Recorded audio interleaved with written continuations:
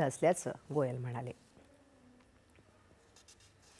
माहिती आणि प्रसारण राज्यमंत्री डॉक्टर एल मुरुगन यांनी आज नवी दिल्लीत घेतलेल्या पत्रकार परिषदेत महिला आणि दिव्यांगांच्या सक्षमीकरणासाठी राबवलेल्या योजना आणि उपक्रमांची माहिती दिली।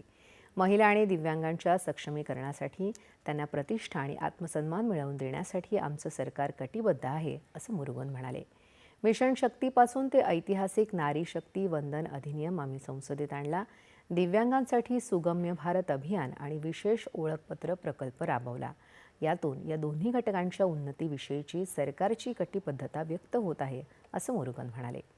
आज स्टार्टअप असो, क्रीडा क्षेत्र किंवा मग प्रशासन, नारी शक्ती लक्षणीय प्रमाणात दिसते आहे, असं त्यांनी सांगितलं।